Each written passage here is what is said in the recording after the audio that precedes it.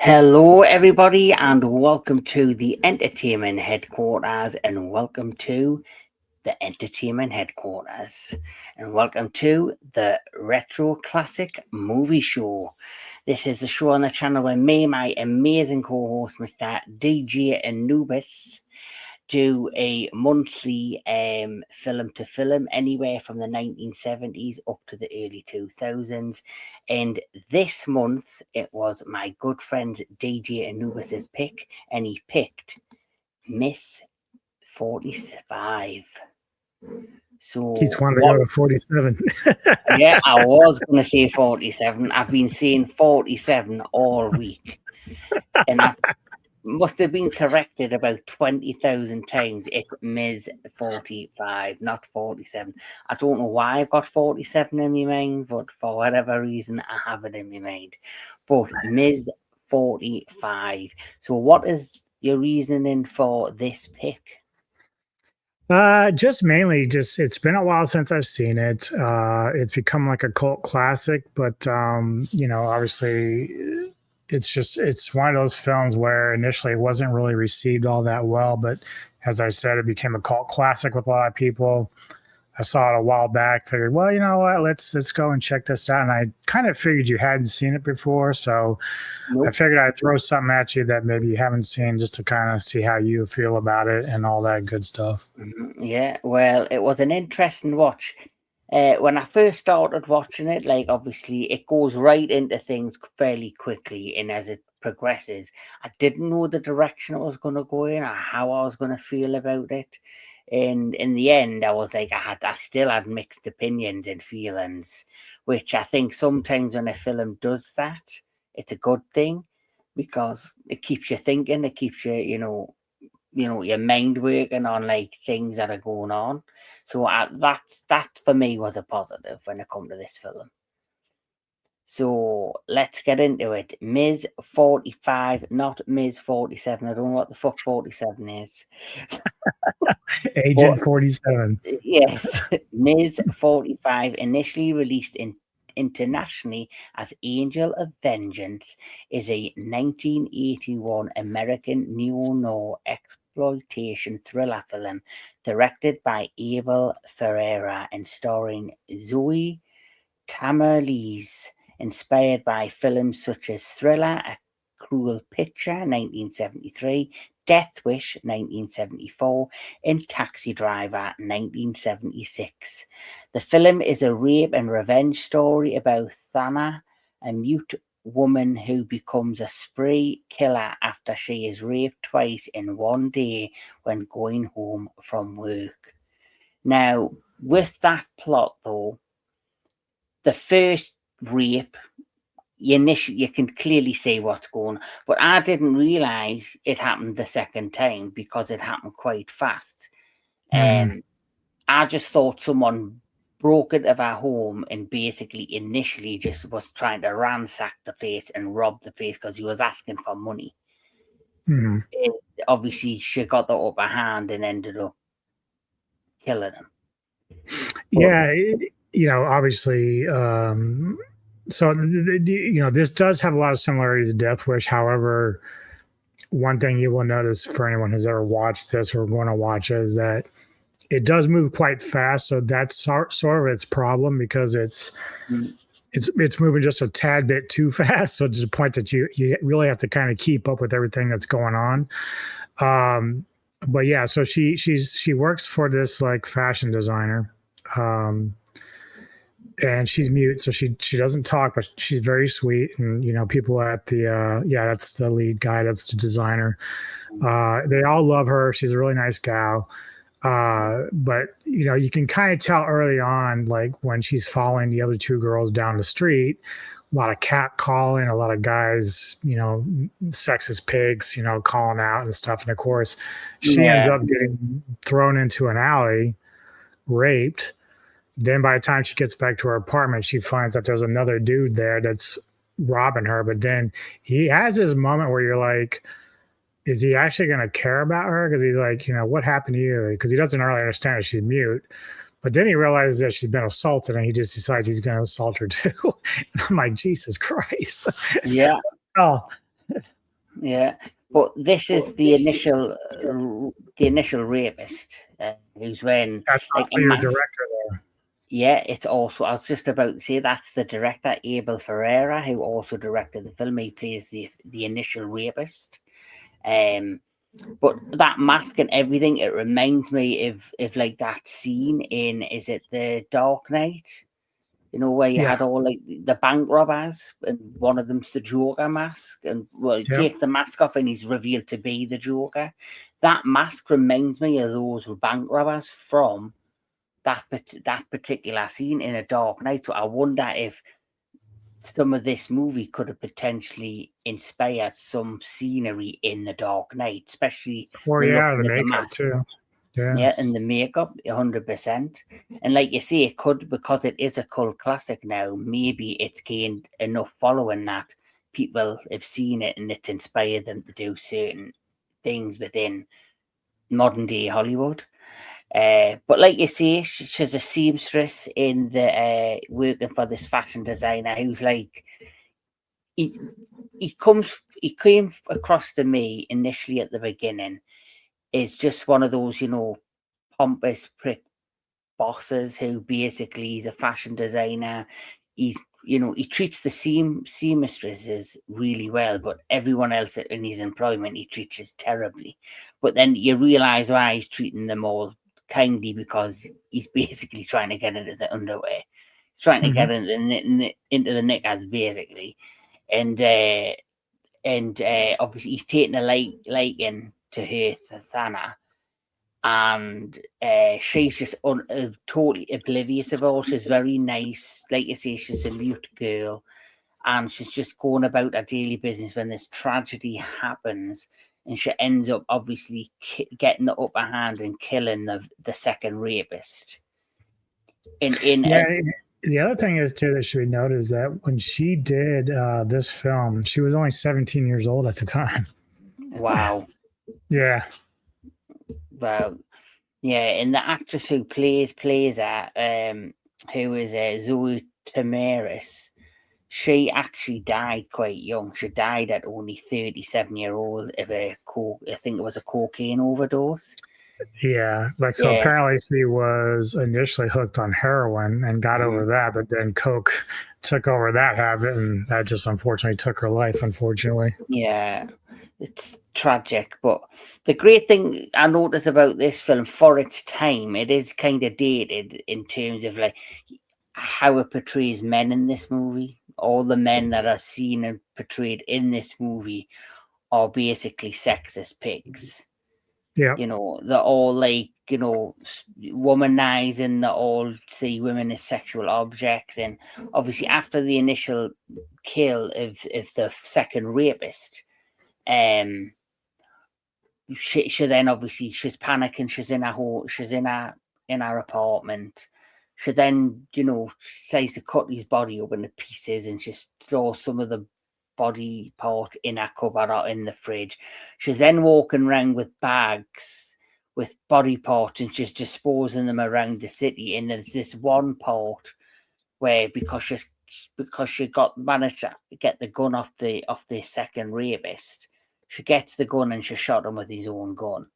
And then she chops them up, puts his body parts all over. She's then walking around with the gun, and obviously it's like post-traumatic stress, where she's so frightened and so meek and timid that she's panicking, and everywhere she goes she panics or she gets frightened.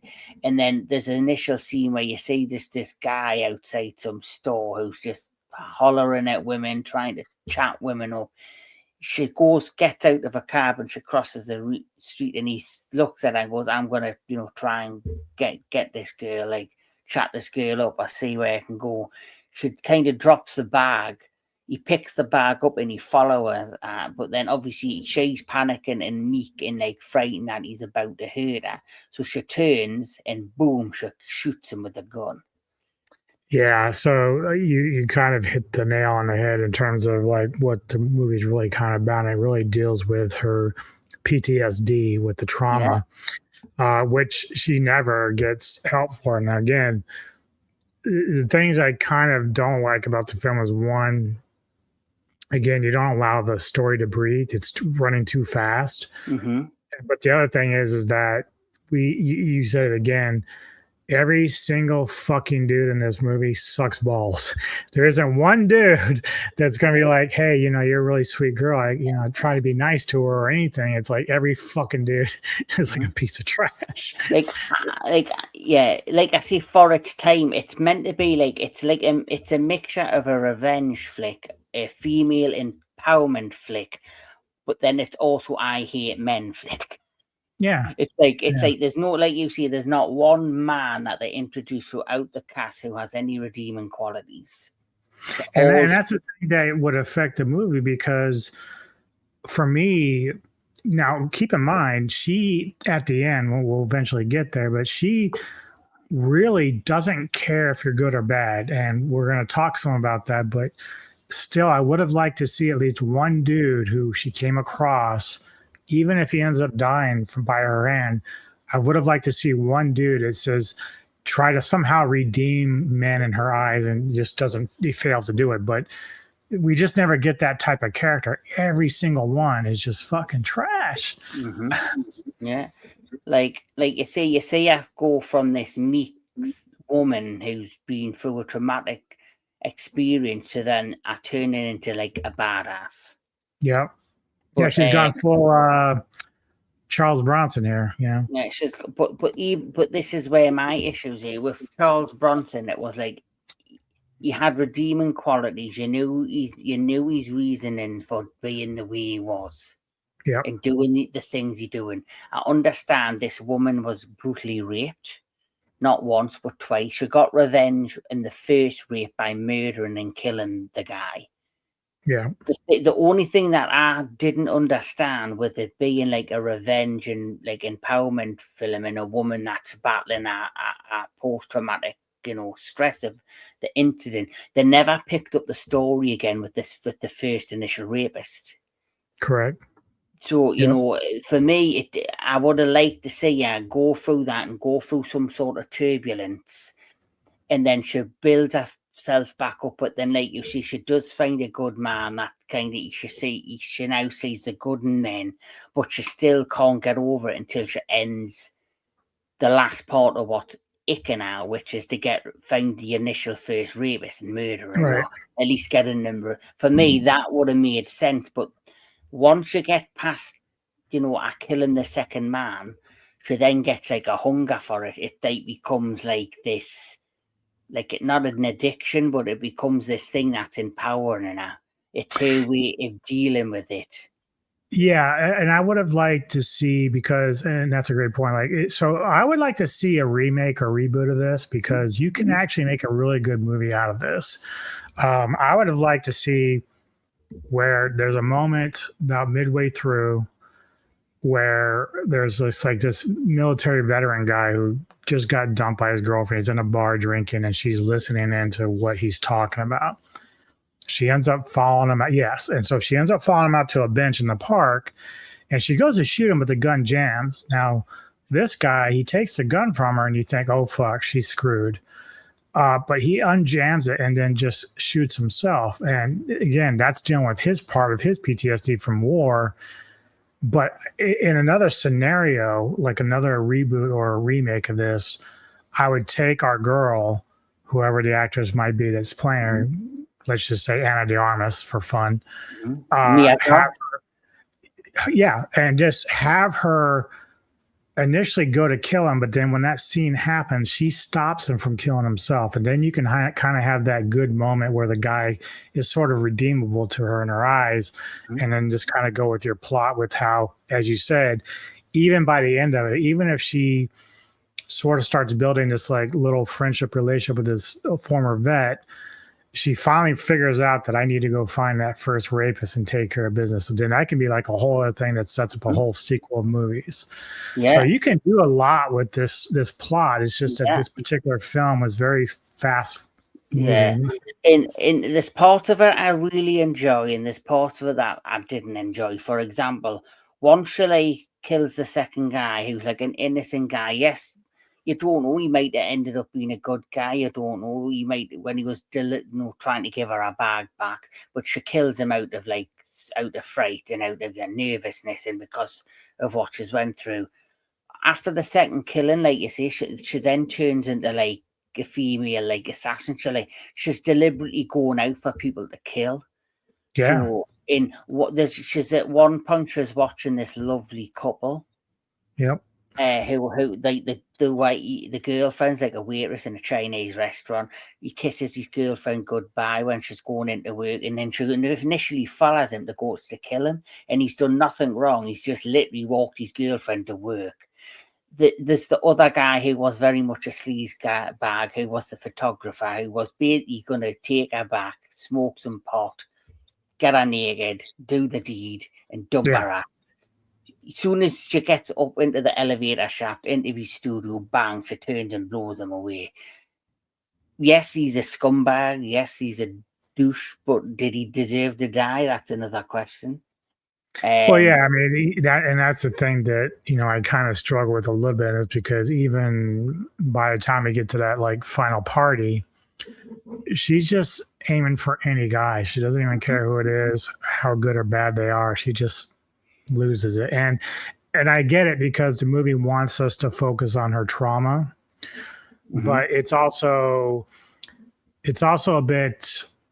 And again, this is for the time that was made. It was only like $62,000 to make this, but it's a bit short-sighted on how he wanted to tell that story, the director. So it's like, or female, I don't know if it's a male or female.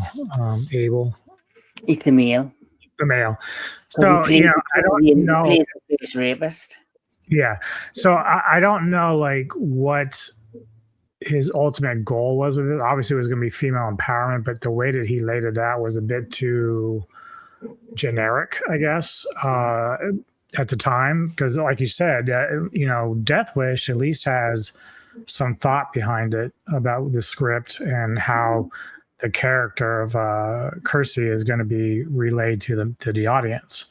Yeah. This one people probably didn't really resonate with because it's too stripped down. It doesn't really like have any kind of like real thought behind it. It's just like, oh, she's just going to kill every man she comes across. And they could have done so much more with her. I know she's a mute character and she's using facial expressions, body language, but they could have worked a lot more with that with her. They're like, sure, she's trying to tell people a trauma, but you can't do it because she physically cannot speak. Yeah. And there's scenes where she's, like with the boss, when you see him, would you like to go to the Halloween party or the fancy dress party? Would you like to go? And she gets pieces of paper and she writes notes on paper like, yes, I'd like to go. Stuff for that. And you could have had a scene where her and this character, who I thought was really fantastic, in there. This is one of the other seamstresses, which is like a tomboy and she takes no shit. And I love the fact that she cussed out the guy who was the photographer in the cafe when he came over. Hello, ladies, would you like me to buy a drink? She's like, fuck off, scumbag.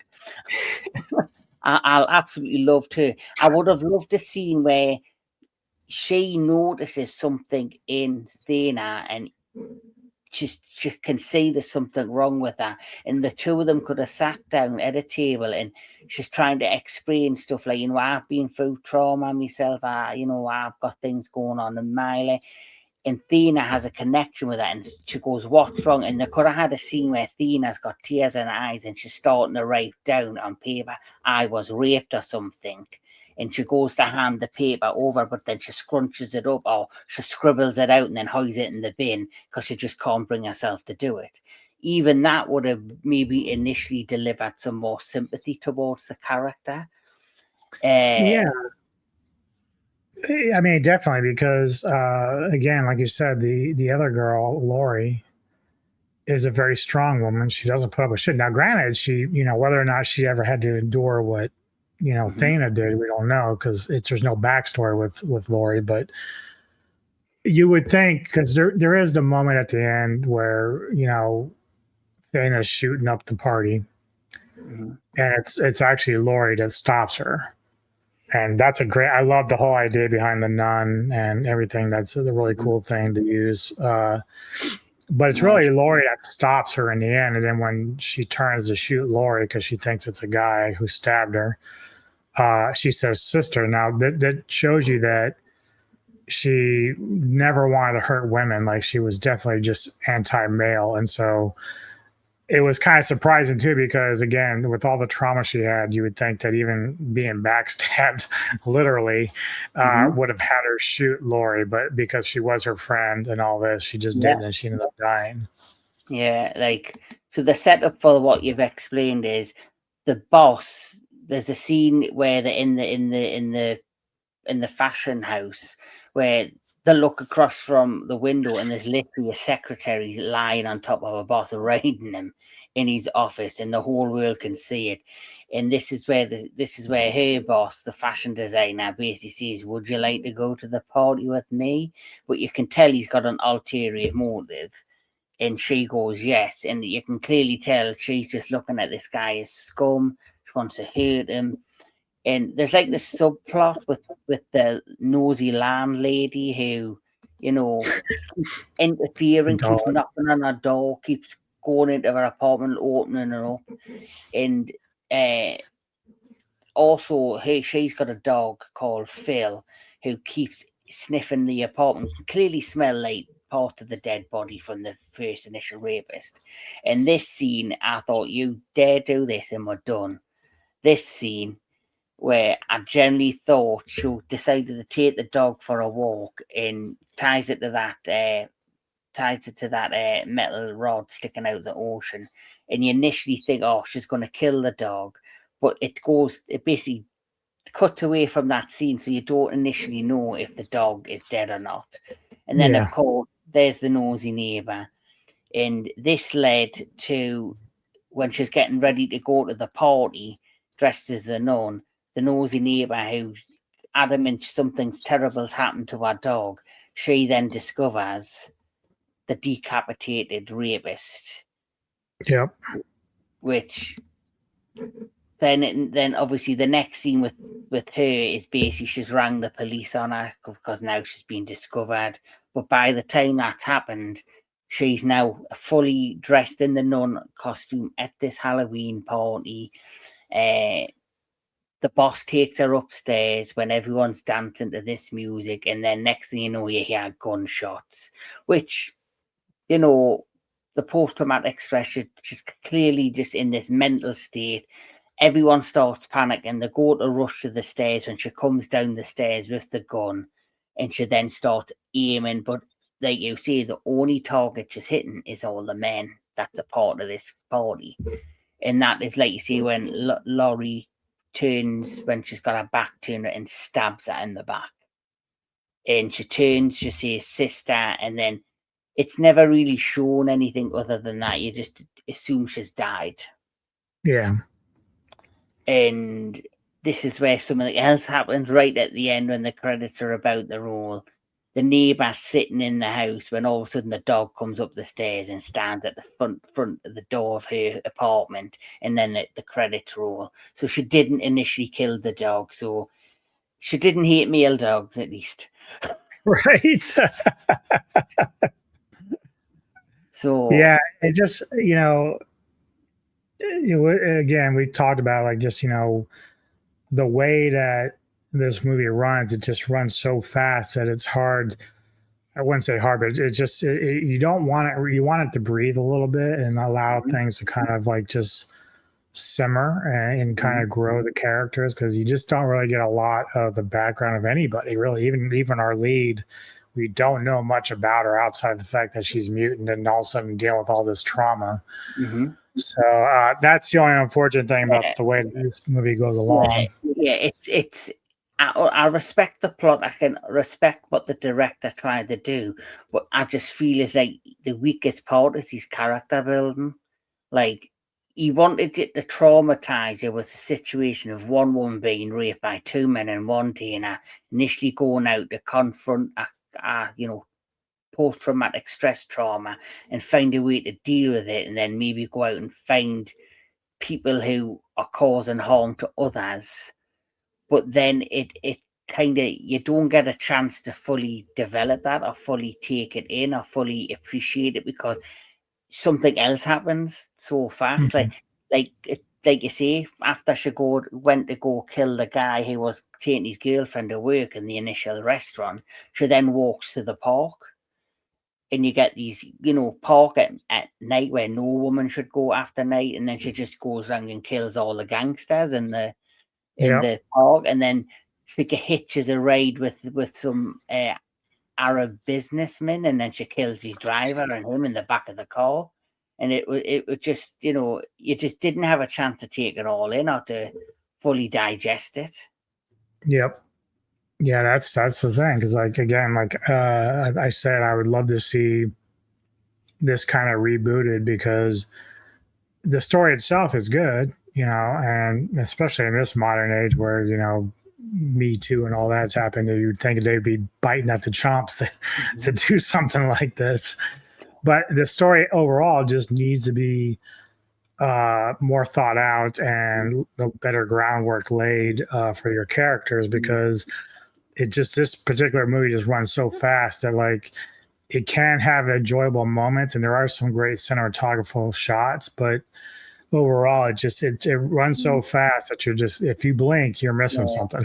Yeah, and the biggest, like I see, and one of the biggest things that I got frustrated was is it starts off where she gets raped in the back alley by a certain masked character, and it never goes back to that character.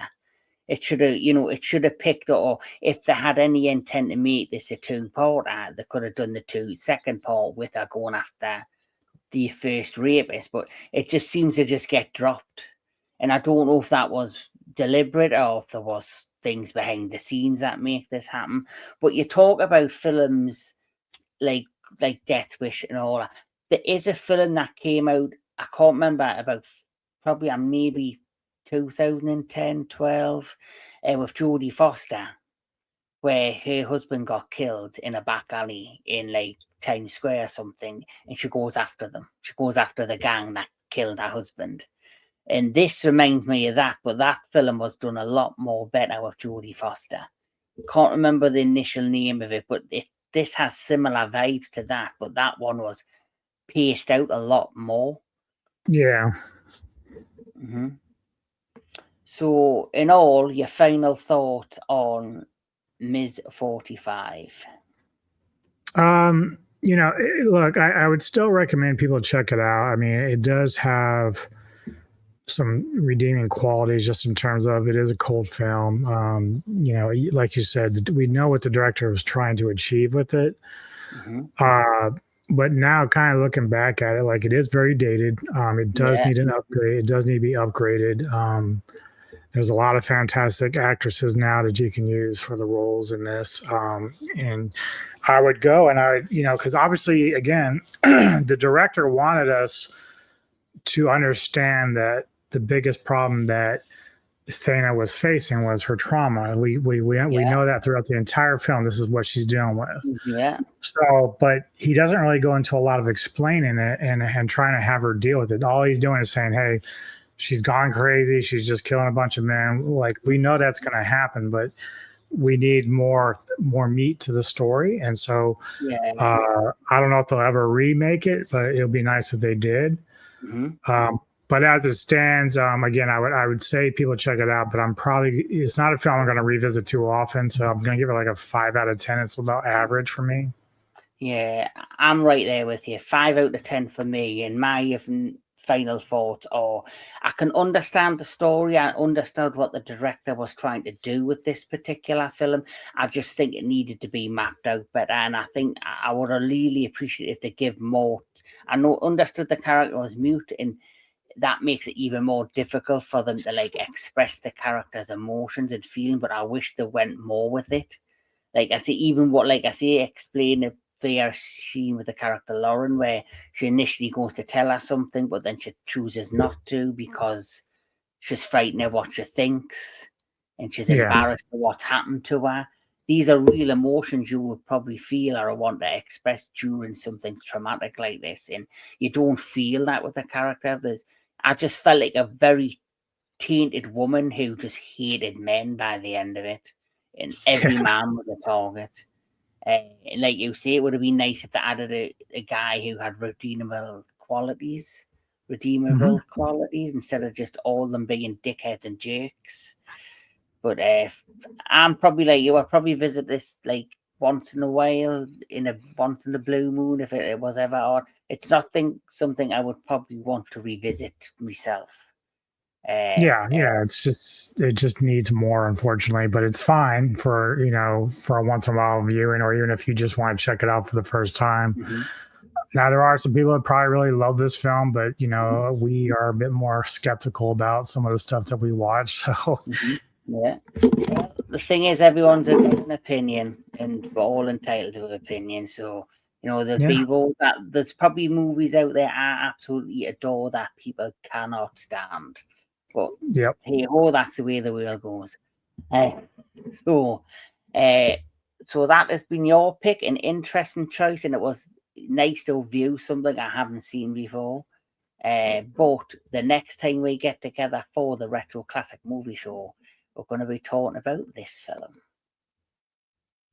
Yes. Double Impact, one of my absolutely favourite Jean-Claude Van Damme films.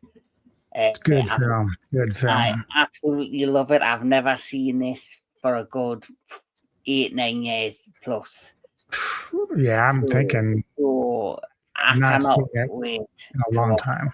Yeah. So what's coming up on the Metal Tavern Radio? Well, right now I only have a couple things slotted. I mean, obviously I'll try to fill some stuff in throughout the week, but right now for Ghouls of Midnight from my pick, I've actually chosen a film that I think you want to see at some point. It's a film called Kraken that just came out recently. Oh, I'd love to see that. So that is going to be my pick for this week on Ghouls.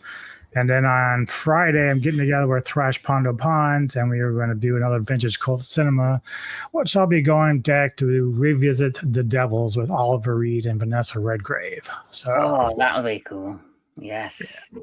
So obviously for me, next week, tomorrow, should I say, I am doing the next Kaiju Connections, classic Kaiju reviews. We're going to be doing Reptilicus. So we're doing Reptilicus. So far, it's me, Jake Hall, and Anthony Jordan. And then on Tuesday, I'm going to be doing the next Into the Darkness, which is going to be Critters. And then I believe not till the 27th of March, we're doing the Rocky special. That's going to be fun. That's going to be fun. We're going to be just focusing on the Rocky movies, but we can mention the Creed films if we wish. But that's for now what's coming up, and there'll be a couple of reviews coming up as well. I have just finished watching the one that's on Netflix with Alan Richardson, War Machine. Oh, okay. So I was really surprised with that movie. That was another film that deals with post-traumatic stress and grief in quite an army setting with an alien robot that suddenly awakens. So that's a good one for you to check out. I would like your review and opinion on that one, sir. Check it out for sure. Yes, and I'm jealous that you've gotten to see Kraken before me. I have not watched it yet, but it's one, and I'm going to watch it before I review it with Tony. So, well, if I could have made that one, I would have loved to join you for that, Ghouls. It's Wednesday, but it depends what time you do it, and if I could get a chance to watch. Yeah, we usually do ours around 8, 9 o'clock our time, so you're well into your early morning hours that day. I'm still counting sheep. Yeah. It's like by the time I go to bed, like maybe 1, you're already getting up for the next day. So yeah, I get up for 5 a.m. if I'm at work. Yeah, but anyway, this has been the entertainment headquarters at the Retro Classic Movie Show. Please check out this show. Check out all of the different reviews we've done. And of course, please check out my good friend, Mr. DJ Anubis of the Metal Tavern Radio. We've got some amazing, amazing content. Movie reviews, Ghouls of Midnight. Check it out. Great stuff. And like I say, Keep enjoying your movies, keep on enjoying all things entertainment, and we'll catch us all at the next one.